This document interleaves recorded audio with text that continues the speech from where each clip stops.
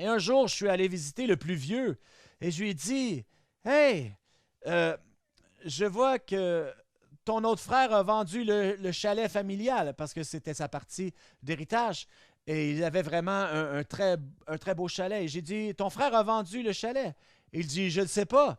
Alors je lui ai dit, comment tu ne le sais pas? C'est arrivé il y a 6 mois. Et là, il me dit, ça donne quoi d'être rancunier si tu n'es pas rancunier toute ta vie? Et là, je me suis dit, ah oui,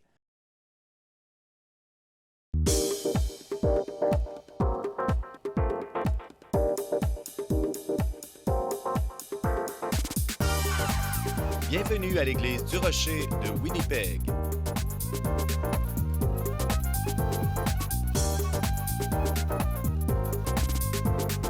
Demeurez avec nous pour un autre message qui provoquera votre pensée du pasteur Mark Hughes.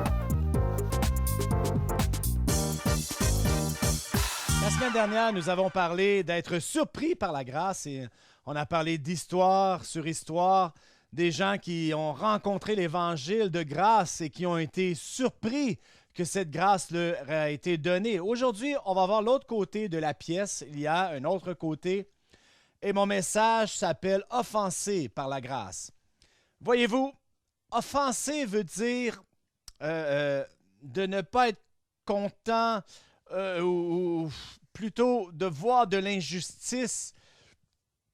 Et ce qui arrive lorsqu'on regarde la parole de Dieu, on voit des gens qui ont été surpris par la grâce et d'autres qui ont été offensés par la grâce. Et il y a une raison pour cela. Nous ne comprenons pas vraiment la grâce, surtout dans notre humanité. La grâce ne fait pas de sens. La grâce n'est pas juste. Et on va voir ça aujourd'hui. La grâce n'est pas humaine. La grâce est divine. Et la grâce ne fait pas partie de notre nature humaine. C'est plutôt non commun pour nous. Nous avons un sens développé de justice, d'égalité et même de vengeance, si on veut être honnête. Mais lorsqu'on regarde dans la parole de Dieu, on voit deux groupes de gens, ceux qui sont surpris par la grâce et ceux qui sont offensés par la grâce. Et je veux regarder à cela parce que fois après fois, on le voit dans des histoires de l'Évangile et surtout dans les paraboles de Jésus. Souvenez-vous de la parabole des ouvriers dans Matthieu 20. Un ouvrier qui était riche, qui avait une vigne et qui va au marché et il engage des gens pour venir travailler sur sa vigne et il lui dit, je vais vous payer 1 denier par jour. Donc, ils sont venus travailler pour 1 denier. À la 3e heure, il est allé engager d'autres ouvriers et à la 6e heure, la même chose et à la 9e heure, il en engage d'autres et jusqu'à la 11e heure, il engage d'autres hommes. Et à la fin de la journée, pour ceux de la 11e heure, c'était juste 1 heure après. Et il a payé les gens de la 11e heure 1 denier. Donc, lorsqu'il était temps de payer ceux qui étaient là depuis le matin, ces gens s'attendaient à recevoir plus et ils n'ont pas reçu plus. Et ils se sont plaints à cet homme disant, on croyait recevoir plus. Et il dit, pourquoi? Est-ce que je ne vous ai pas donné ce que je vous avais dit que je vous donnerais? Et il a dit, c'est mon argent, je peux faire ce que je veux avec mon argent. Donc, on voit encore une fois ce sens d'injustice selon nous, et ces gens croyaient que ce n'était pas juste, même s'ils s'étaient entendus.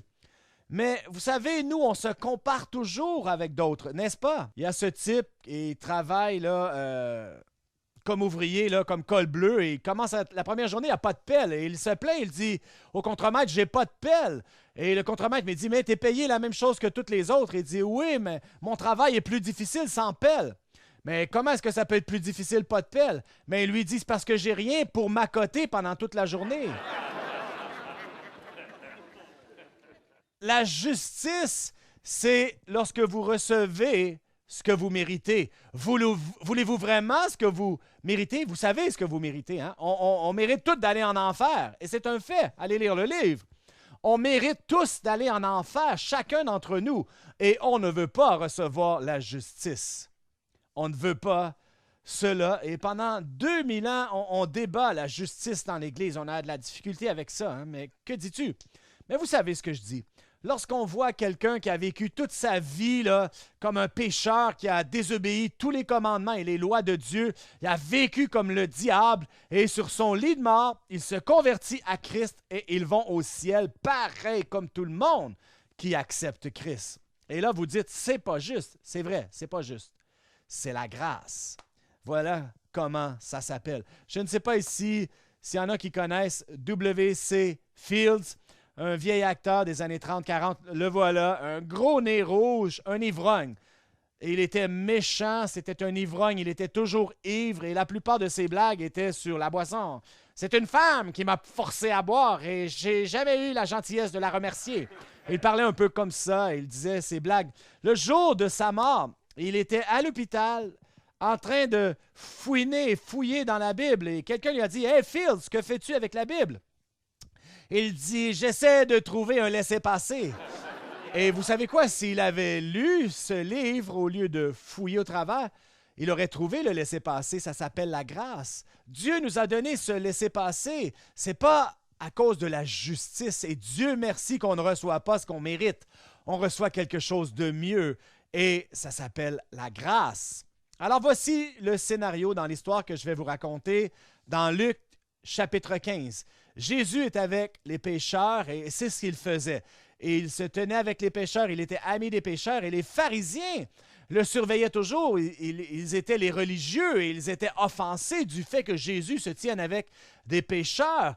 Et ils disaient, s'il est qui il dit il est, il devrait connaître ces gens pécheurs. Mais Jésus ne répondait pas. Et lorsqu'il a dit plutôt, il a partagé 3 paraboles. Hein? La parabole de la drachme perdue, la brebis perdue et du fils perdu. Et si vous regardez, ces histoires augmentent de fois à fois. La première histoire, plutôt, c'est la brebis perdue. Alors l'homme a 99 brebis, en perd une, il laisse les 99, il va chercher la brebis perdue et lorsqu'il la retrouve, il se réjouit. La deuxième parabole, c'est la dame a 10 pièces, elle en perd une, et elle va chercher le 10e. Et lorsqu'elle la trouve, elle est tellement heureuse et elle dit qu'elle appelle ses amis.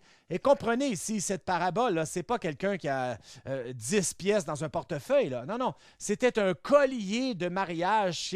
C'était comme une pièce d'héritage, si vous voulez. Donc, c'était une possession comme une brebis. Maintenant, une possession qui a de la valeur parce que c'était comme un collier de mariage. C'est comme si la femme perd le diamant de sa bague de mariage. Et si elle le retrouve, elle serait contente. Elle dirait, voici, j'ai retrouvé mon diamant. C'est un peu la même chose. Et ensuite, il va au fils perdu. Le père a 2 fils et il en perd un. Donc, le niveau est différent. On ne parle pas de possession ni de possession de valeur, mais on parle de nos enfants. On parle de personnes ici, des gens qu'on aime. Alors, ce qu'il essaie de faire, c'est qu'il essaie d'amener les pharisiens émotivement investis. Alors, et il augmente et il parle de relations maintenant, il parle d'amour. Et nous savons qu'on appelle cette histoire le fils prodigue, hein, la parabole du fils prodigue. Mais c'est considéré comme la parabole la plus importante. Et les théologiens vont dire, si vous comprenez la parabole du fils prodigue, vous allez comprendre l'Évangile. Et Charles Dickens appelle cette parabole la plus belle histoire jamais racontée. Mais ce qui est intéressant, c'est que dans la parole de Dieu, on n'appelle pas ça le fils prodigue. C'est notre façon de le dire. C'est la parabole d'un père et 2 fils. Alors, on est pris, nous, avec le fils prodigue et ce titre. Mais ce qu'on va faire aujourd'hui, c'est qu'on va couvrir quelque chose que vous pensiez connaître, mais on va aller un peu plus en profondeur et je vais vous montrer quelque chose de cette histoire que vous ne connaissiez pas. Donc, Luc 15, on a un père qui est un fermier qui a du succès, il a 2 fils et les fils sont plus vieux. Le plus jeune demande son héritage et ça nous dit qu'il était d'accord et il a divisé l'héritage aux 2. Il n'a pas donné juste à un, il a donné aux 2.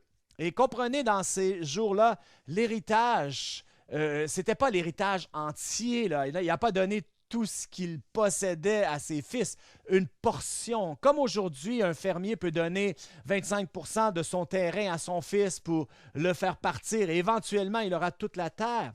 Donc, le plus jeune prend l'héritage, l'argent et voyage dans des pays éloignés où il dépense tout son argent dans une vie de débauche. Hein? de la musique, des femmes et du vin. Et là, il n'y a plus d'argent. Il se retrouve au milieu d'une famine. Il n'a plus d'argent. Donc, il a un travail dans une ferme de porcs et il doit nourrir les porcs. Et là, on le retrouve dans cette histoire-là, en train de nourrir des porcs et souhaitant pouvoir manger le caroube qu'il donne aux porcs. Et c'est là qu'on débute. Donc, Luc 15, le verset 17 dit ceci.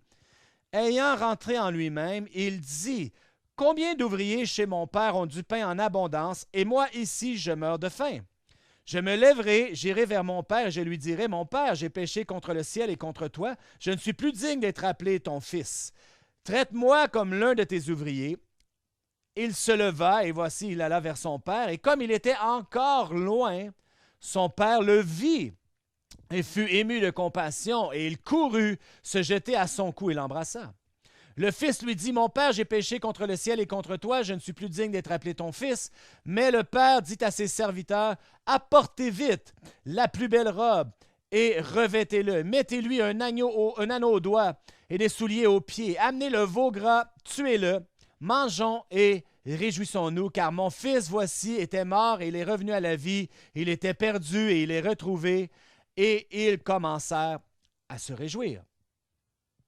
Je ne sais pas si vous avez remarqué, là, ça dit au verset 17, « Étant rentré en lui-même ». Il est rentré dans ses sens. Combien de fois il faut atteindre le fond du baril avant d'être entré en nous-mêmes? Et la plupart d'entre nous ici, là, il y a plein d'histoires comme ça. Vous étiez dans votre vie faisant ce que vous vouliez et vous avez frappé le fond du baril. Et c'est là, habituellement, qu'on réalise qu'on est vraiment perdu. Et c'est ce qui est arrivé avec ce fils. Et il a réalisé comment il avait tout perdu. Et dans sa tête, son père ne recevrait pas comme enfant, comme fils. Alors il dit, je vais aller et je vais le supplier que je devienne un de ses serviteurs. Alors voilà ce qu'il s'attendait. Et il retourne à la maison et voici ce que ça dit. Et lorsqu'il était encore loin, son père le vit. Qu'est-ce que ça vous dit? Ça vous dit que son père regardait, probablement chaque matin son père se levait et chaque matin il regardait là, dans le chemin pour voir si c'était le jour où son fils reviendrait. Et il ne savait pas, son fils était-il mort, était-il vivant, où était-il? Et chaque matin il regardait sur le chemin. Et un matin, que voit-il au loin? Il voit la vision de son fils qui s'en vient sur le chemin. Et est-ce qu'il reste là en attendant? Non. Ça dit, il courut se jeter à son cou et l'embrassa. Et il a appelé qu'on lui mette la robe, l'anneau, les sandales, et il dit, tuez le veau gras. Pas le veau ordinaire, mais le veau gras. Tuez le veau gras, et ils ont cette fête. Et j'ai une question pour vous. Croyez-vous que ce fils sentait bon? Combien ici vous pensez qu'il puait?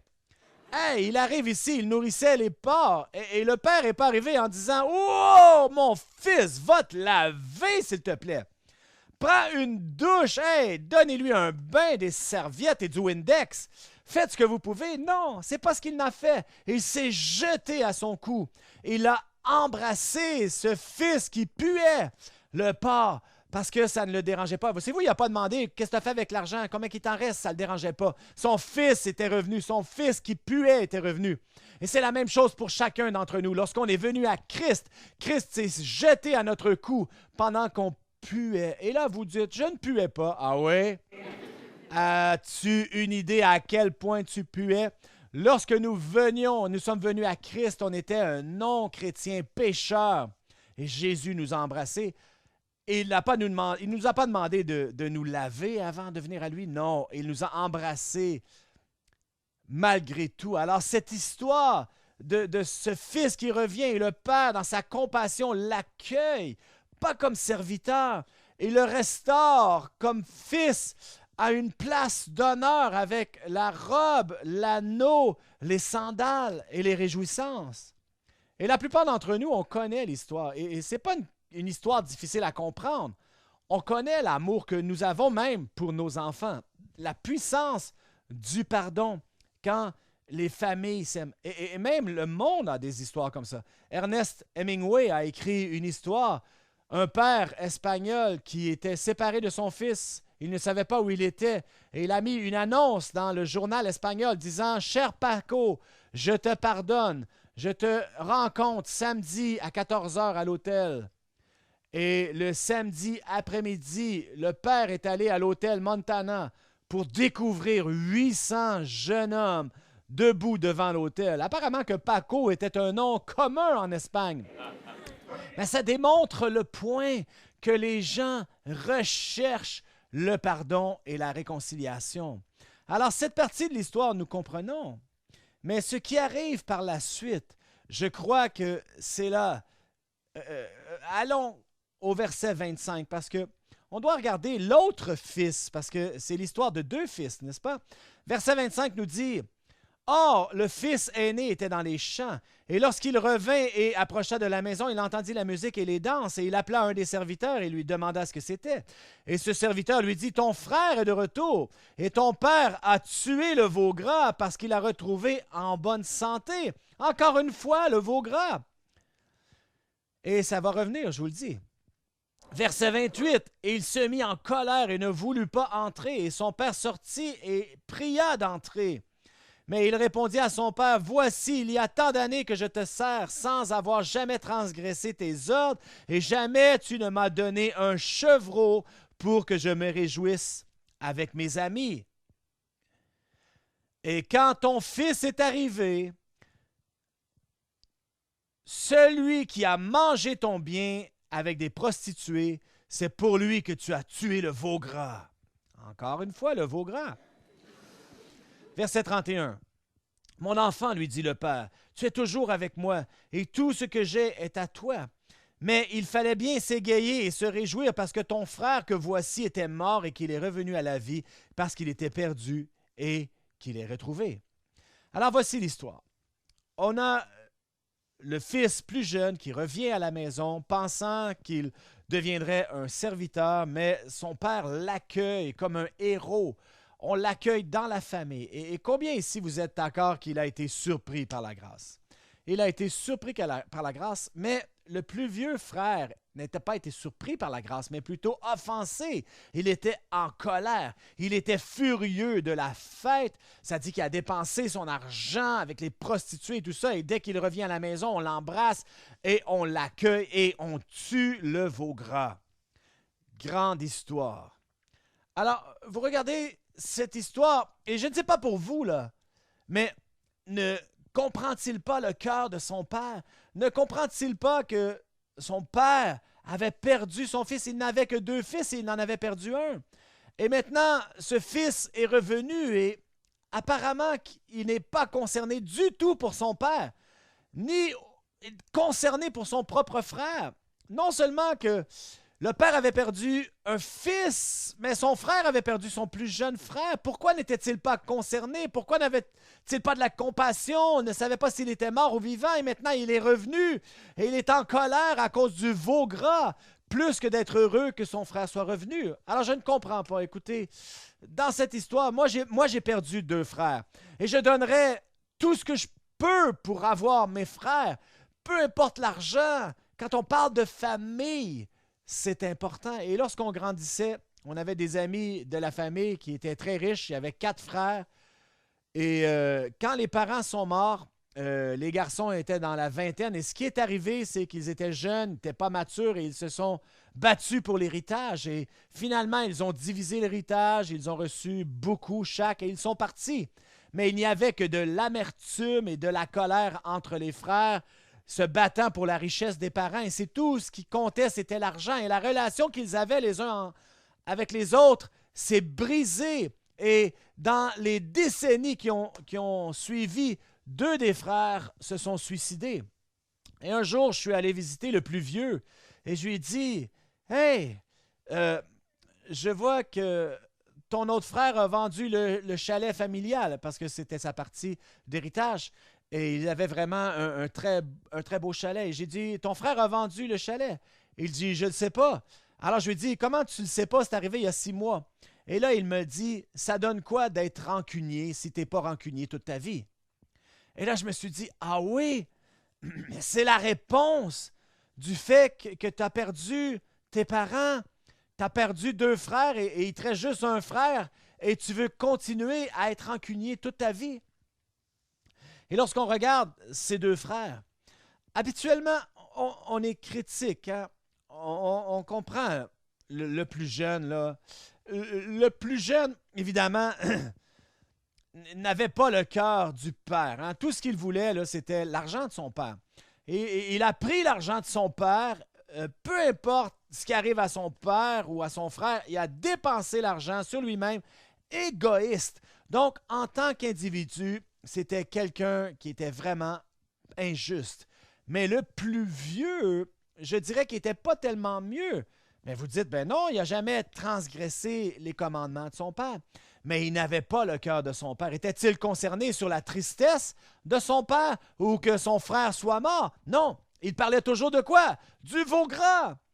Il était concerné sur l'argent lui aussi. Et c'est pas juste parce qu'il respectait, il était obéissant, qu'il était un bon fils. Moi, je crois que ce qu'il faisait, c'est qu'il obéissait à son père, à ses règlements, afin que quand tout serait terminé, il aurait l'héritage et il aurait tout pour lui-même. Alors, lui, non, il n'était pas injuste, mais il était rempli de justice propre. Et chaque fois que cette histoire progresse, et il revient, il dit, le frère revient, tu tues le veau gras. Il dit, moi, j'ai même pas eu un chevreau. Mais pourquoi est-il concerné sur ce veau gras? Ça faisait partie de l'héritage, peut-être, je ne sais pas. Peut-être qu'il y avait juste un veau gras. Tous les autres étaient maigres. Je ne sais pas là, ce qui se passait. Le professeur d'école du dimanche raconte cette histoire dans la classe aux jeunes. Il dit, quand vous lisez l'histoire, qui a le plus souffert? Et le petit Robert lève sa main et dit, c'est facile.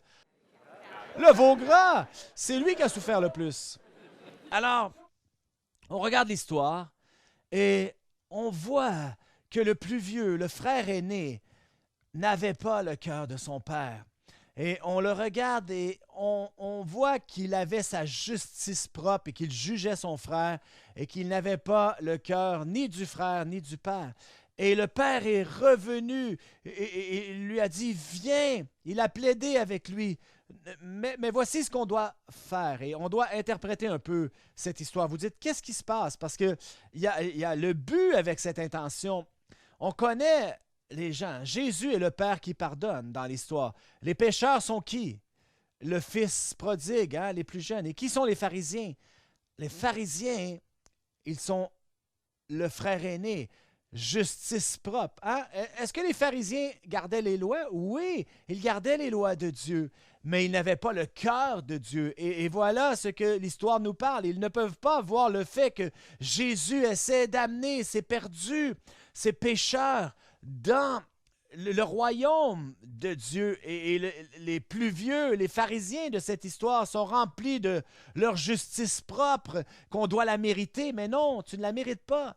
C'est la grâce de Dieu. C'est gratuit. C'est de recevoir ce qu'on ne mérite pas. Alors ça, c'est l'interprétation. Parlons de l'application maintenant. Où sommes-nous dans cette histoire? Et vous n'allez pas aimer ça. Parce que, vous savez quoi? On a tous commencé cette histoire. Si vous êtes devenu chrétien en tant qu'adulte, on était comme le jeune frère, on était le fils prodigue, on était ceux qui étaient remplis de péchés, ces individus qui puaient venant à Christ, et Christ a tout pardonné dans notre vie et nous a accueillis et nous a mis dans la famille de Dieu. Voici qui on était, le fils prodigue. Mais voici ce qui arrive. Alors, on arrive à l'Église, on est confortable et on essaie de faire l'œuvre de Dieu, d'être obéissant à Dieu. Et avec le temps, vous savez ce qui arrive? On devient de plus en plus comme le fils aîné, le frère, et on devient d'injuste qu'on était à avoir notre justice propre. Et si ça fait assez longtemps que vous êtes chrétien, vous regardez les autres de haut, ceux qui ne sont pas aussi bons que vous. Et je sais qu'il y en a qui disent ici, je ne suis pas comme ça, mais probablement tu l'es. Nous le sommes tous. Laissez-moi vous raconter une histoire quand l'Église a débuté. Quand on a débuté cette Église il y a 30 ans, c'était une toute petite église et Cathy et moi, on était ce jeune couple très beau en passant, je ne sais pas comment le dire autrement. On était comme Barbie et Ken, sérieusement. Et elle est encore belle, mais maintenant on dirait que c'est Barbie et le grand-père de Ken. Voici où on est rendu, mais on était comme Barbie et Ken, un beau couple, on avait des enfants. Alors devinez qui on attirait?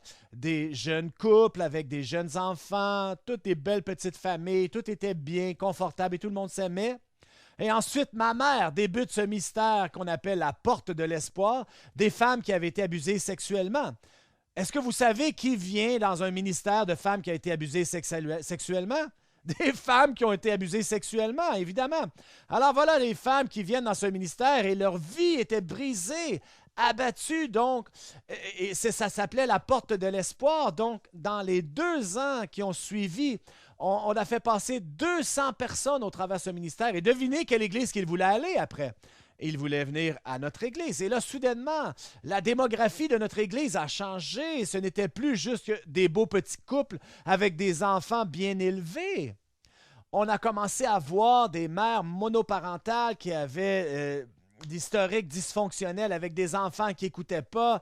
Et là, les choses devenaient un peu folles. Et je me souviens un jour, 2 femmes sont venues voir Cathy et moi et ont dit « On n'aime pas ce que cette église est en train de devenir. » Et j'ai dit « Mais pourquoi? » Elle dit « On n'aime pas toutes ces mères monoparentales avec leurs problèmes et les enfants mal élevés qui sont en train de déranger l'Église et sont un mauvais exemple pour nos enfants. » Alors j'ai dit « Vous êtes en train de me dire qu'il n'y a pas de place dans l'Église pour des gens brisés et dysfonctionnels. » Et elle dit « Ben c'est pas ça que je veux dire. » Eh bien, c'est ce que vous disiez. Alors, on a décidé qu'on était pour être une église pour des gens brisés. Parce que voilà ce que devrait être l'église. Un endroit pour des gens avec des vies brisées pour être accueillis. Alors, c'est exactement ce qui est arrivé. Les gens brisés sont restés et les gens qui étaient bien sont partis. Alors, on avait les plus jeunes parce que les frères aînés sont partis. Et c'est ce qu'on a. On doit rester où on est arrivé quand on est venu à Christ, brisé, et sans la grâce de Dieu, on n'est rien, on ne peut rien faire. Ça ne dépend pas de nous, c'est ce qu'il a fait en nous. Et quand vous regardez cette histoire, je vous pose cette question, qui êtes-vous? Et qui voulez-vous être? Voulez-vous être le fils le plus jeune ou le frère aîné? Et je vous donne la réponse, vous ne voulez pas être ni un ni l'autre. Il y en a un qui est injuste, l'autre il a sa justice propre. Oui, vous voulez l'humilité du jeune, mais vous voulez l'obéissance du vieux aussi. Et vous voulez avoir le cœur de Dieu en milieu de cela. C'est ce que l'on veut, le cœur de Dieu. Et je termine rapidement, et c'est ceci. La fin surprenante de cette histoire, mais vous dites, quelle fin? La fin de cette parabole. C'est la parabole que Jésus n'a jamais finie. Elle n'est pas résolue. On ne sait pas. Le père a plaidé avec le plus vieux. Il a dit, entre dans la maison, et on ne sait pas ce qui est arrivé. Est-il entré dans la maison? A-t-il célébré? A-t-il pardonné son jeune frère? Eh bien, voici la fin tragique de cette histoire. La raison pour laquelle Jésus n'a pas fini cette histoire, c'est parce que l'histoire n'était pas finie. Nous connaissons les caractères maintenant. Jésus est le Père, les pécheurs sont représentés par le Fils prodigue et les pharisiens sont représentés par le frère aîné. Et voici la fin de l'histoire. Le frère le plus vieux tue le Père dans la jalousie. Vous dites, pourquoi dis-tu cela? C'est la fin de l'histoire parce que les pharisiens ont été responsables pour la mort de Jésus. Ils se sont rebellés parce qu'ils ont été offensés par la grâce. Ils ne pouvaient pas endurer et ils ont fait tuer Jésus. Alors quand vous lisez cette histoire jusqu'à la fin, eh bien, le frère aîné a tué le père dans une rage de jalousie. C'est tragique, mais pour chacun d'entre nous, on doit se poser cette question. Qui voulons-nous être? Et qui voulons-nous être dans ce monde aujourd'hui? Nous avons ce message merveilleux de grâce, que Dieu est prêt et capable de pardonner tous ceux qui vont venir. Tous ceux qui invoqueront le nom du Seigneur Jésus seront sauvés, que ce soit la 1e heure, la 9e heure, la 6e, la 11e heure. Il n'y a pas de cette justice humaine, il n'y a que la grâce. Et la grâce va changer les gens, et la grâce va changer notre monde. L'Église du Rocher a des réunions à tous les dimanches au 1397 Buffalo Place. Joignez-vous à nous si vous êtes dans la région. Si vous aimeriez recevoir un livre pour comprendre davantage le don gratuit de Dieu au travers Jésus-Christ, contactez-nous et nous vous l'enverrons gratuitement.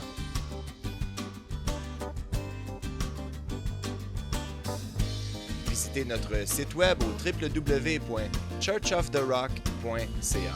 Merci d'avoir été avec nous et que Dieu vous bénisse.